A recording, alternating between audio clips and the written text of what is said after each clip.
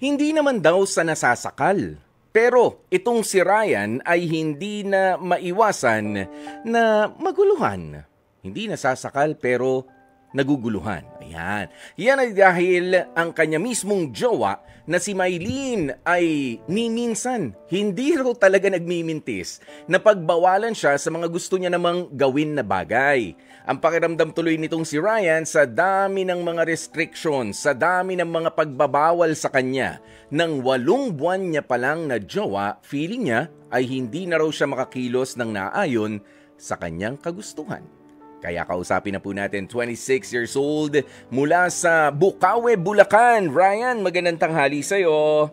Ryan, ano ba yung mga gusto mong gawin na parang pigil na pigil ka nang dahil nga sa restrictions na ibinaba nitong si Mylene? Yun nga po, yung balik kuya yung ganun po na sinabi na lahat na lang po nung galaw ko, kailangan nakamando po sa kanya, kailangan po updated po siya. Ganito, parang wala na pa akong bigyan mo kami, Ryan, pakibigyan mo kami ng mga example. Sa isang buong maghapon, imaginein mo sa umaga ano yung gusto mong gawin lang. Na parang, minsan po, pagka, for example po, kasi ako po, kumbaga,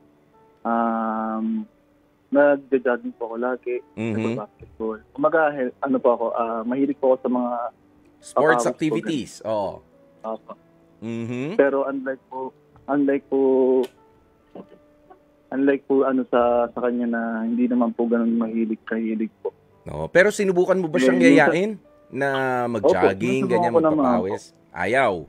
Medyo po siya, kumbaga medyo chubby po. Then, hindi kaya po siyang mag-jogging po. Kaya lang, minsan po parang ayaw niya po kasi ako po, talagang addiction ko po yung ganong, ganong hobby po. Hobby yun, hindi naman addiction yun. Okay.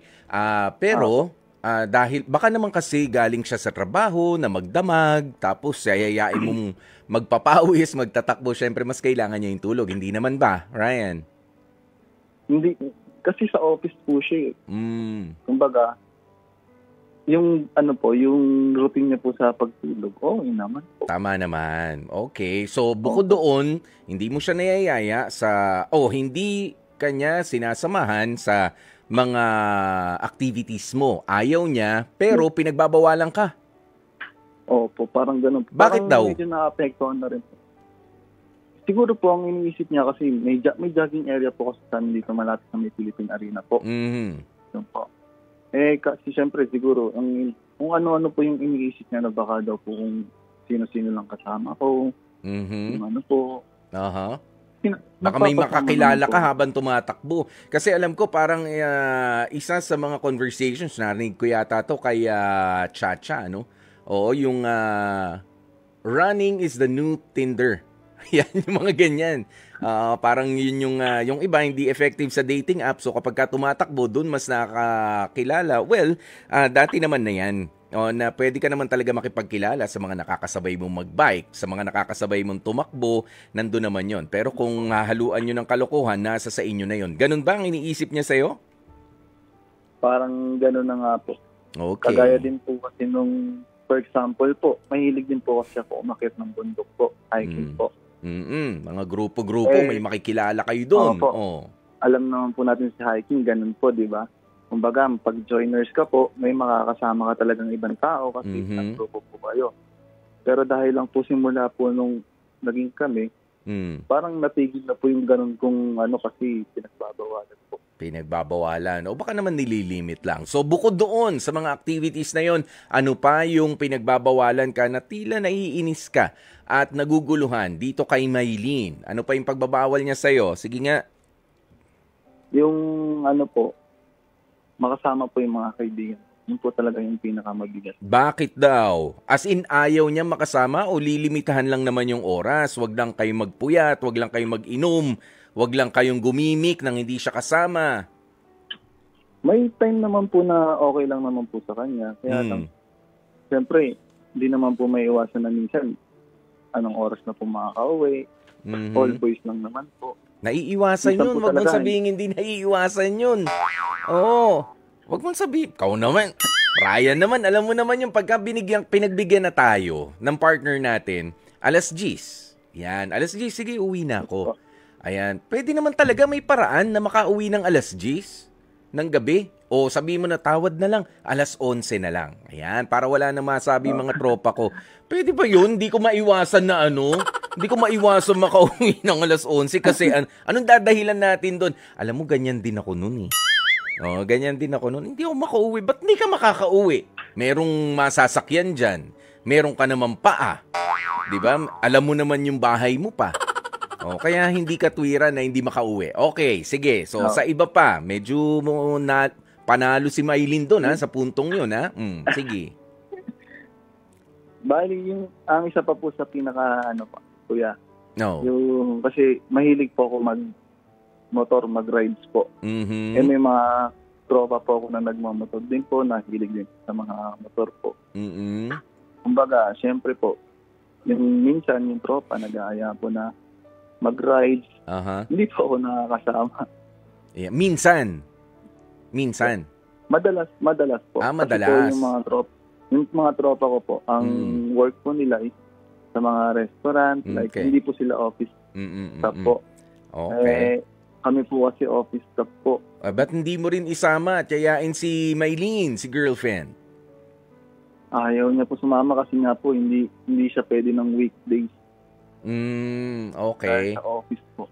Pero kung depende naman siguro sa oras, ano bang oras ng mga rides niyo? O baka nakita ka niya na magmotor, baka isa ka sa mga nakatira sa Kamote Farm.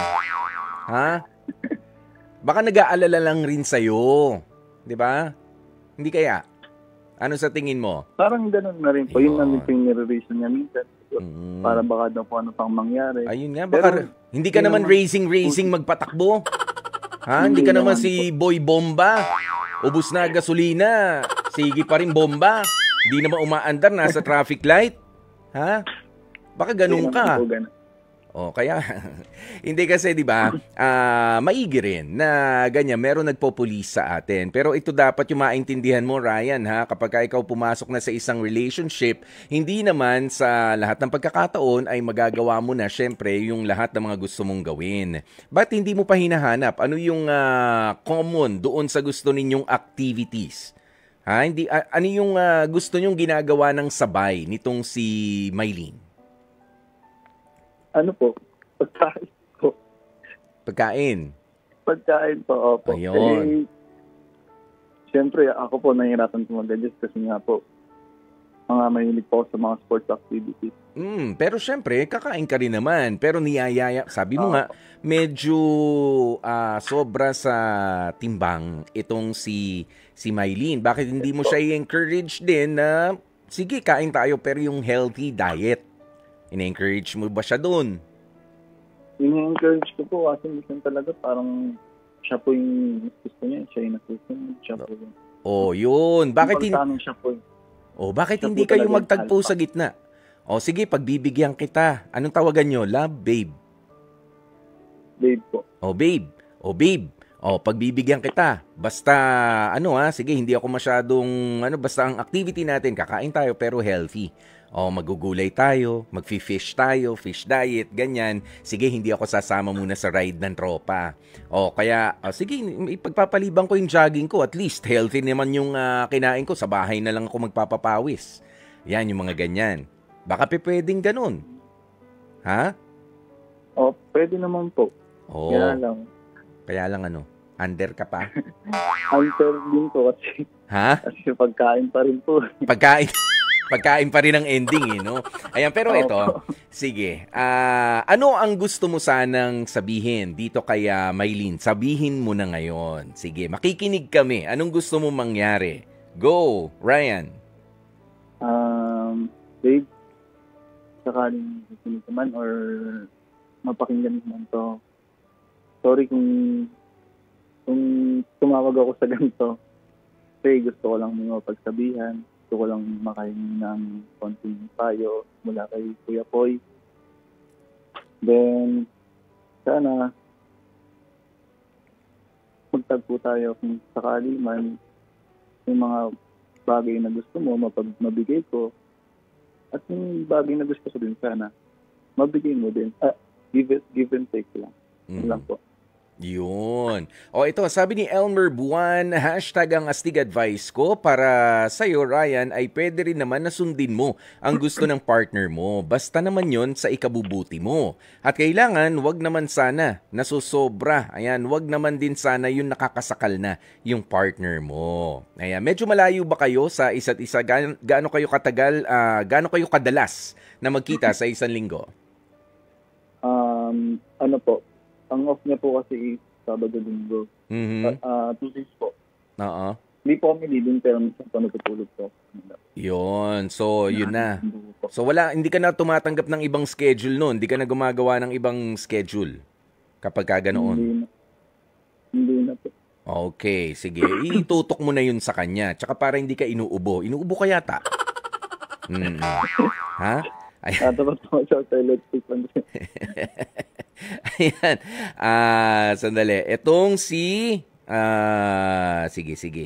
Si Soli Del Rosario, sabi niya, hashtag ang astig advice ko, kung marami nang ipinagbabawal na wala na sa lugar, hindi naman tama yun. Nakakasakal na yun. Kailangan mo nang kausapin ng girlfriend mo. Pero kinakausap mo na nga ba si Maylene tungkol dito na medyo ano ka na, no? Nalilimitahan na, physical activities naman, exercise lang naman talaga ang ina-explain mo ba sa kanya yan? Opo, ina-explain ko po. So actually, kuya po, may one time po na parang pinag-awayan na rin po namin yung ganun nga missionary na lagi po, pinipigilan sa mga gusto ko, ganun po. Ino-open ko naman po sa kanya. Pero parang sabihin niya, babago po. Pero pag nagtagal po, ganun na naman po. Bumabalik din po. Okay. Sige. Eto. Astig advice ko, Kuya Ryan, normal lang sa amin na magbawal sa minamahal namin kung sa ikabubuti naman para sa'yo. Sumunod ka na lang, pero pagka sobra-sobra, nakakaapekto na rin sa amin, ha. Pagsabihan mo ang girlfriend mo para malaya pa kayong gawin ang mga bagay na ikasasaya ninyo pareho. Enjoy nyo muna ang mga moment ninyong dalawa kasi pagka may mag-asawa na kayo, mas pinaprioritize nyo na ang isa't isa at ang magiging pamilya ninyo. Yan. Yan ha. Paalaala na lamang din, ano? Siyempre, ang ating astig lesson naman dito. Ayan, mag-boyfriend, mag-girlfriend. 8 months pa lang itong si Ryan at si Maylene. Alam nyo, wag nyo naman masyadong ngaring sakalin ang inyong mga boyfriend o ang inyong mga girlfriend para po ito sa lahat, ano? Ayan, alam ko na iniingatan ninyo. Alam ko na concerned lamang din kayo sa kanila, pero darating din naman yung oras na tayo ay ipaprioritize na natin yung mas mahalaga mga bagay. Kaya yung oras na ibibigay sa mga kaibigan, iyaano lang natin, lilimitahan, pero hindi dapat napigilin. Ayan, at syempre, yung mga bagay na alam mo sa sarili mo na kailangan mong ipaalala sa partner mo, na pigilan mo muna or bawasan mo yung ganito, malaya kang gawin yun. Pero wag nga yung pigil. Yan, bawasan lang, paalaala. If we are really concerned and if we really love our partner, tama lang yun. Basta wag yung nakakasakal. Kahit anong sumusobra ay nakakasama. Yan. Maraming salamat sa iyo, Ryan.